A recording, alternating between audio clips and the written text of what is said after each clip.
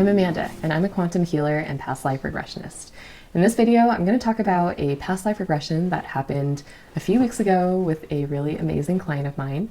And I love this regression story because it really illustrates how our higher selves and the universe loves to speak to us through metaphors and through symbols.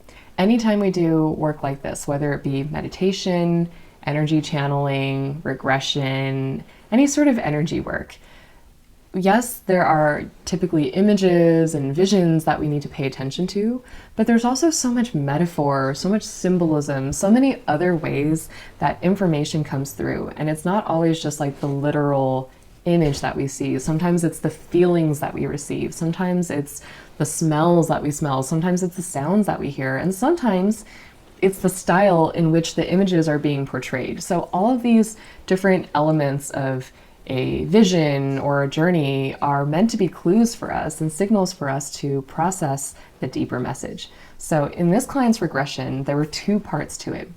She first saw a lifetime where the entire story looked like a impressionistic painting. So the whole lifetime that she saw was completely 2D in this like impressionistic painting style.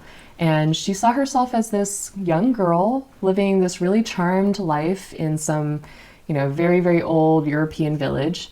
And it was just a really simple lifetime. She had plenty of money. She came from a wealthy family, but she was very sheltered. She wasn't allowed to really leave the house because it wasn't appropriate for a young girl like her to be outside of the home. And she kind of just spent her entire childhood and teenager life trapped at home. And she would walk around the rose garden, she would paint, she would do all these leisurely activities, but honestly, it was a pretty boring and dull life. And even though everything was beautiful, it was also really sad. There was a lot of, depression and just like feelings of aimlessness in that life.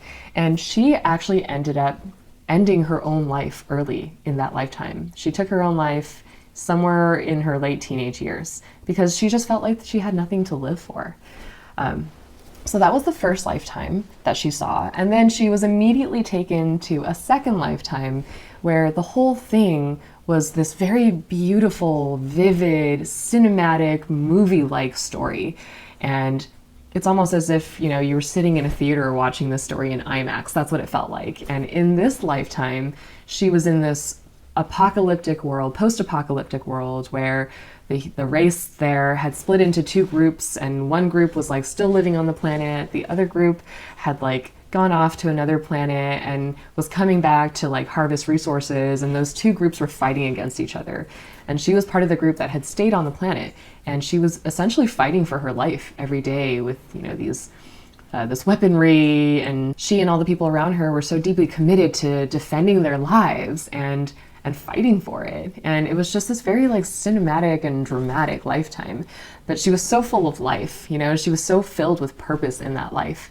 And turns out the higher self wanted to show her these two very different lifetimes in juxtaposition with each other, because in the first life, she threw her life away. There was like nothing to live for. And that first life was very intentionally presented to her in this very beautiful but flat 2D format. So you can see the metaphor happening now, right? You can see the symbolism of showing her that beautiful impressionistic lifetime. But then the second lifetime, she was literally fighting for her life. Whereas in the first one, she ended it early. The second one, she refused, right? She refused to just give up. And she had so much to live for, even though it was so much harder and it was so much more dramatic.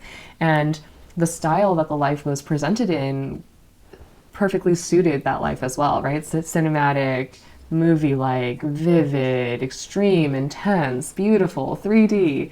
So that's all to say, when you are experiencing these types of visions or meditations, metaphors, whatever, or even as you move through your own life, pay attention to what the weather is like when you're feeling a type of way, or pay attention to when you find yourself choking on a pepper right before you're about to say something that you shouldn't. Or maybe you find yourself tripping on a little rock or a little step right before you do something that you kind of intuitively feel like you shouldn't be doing.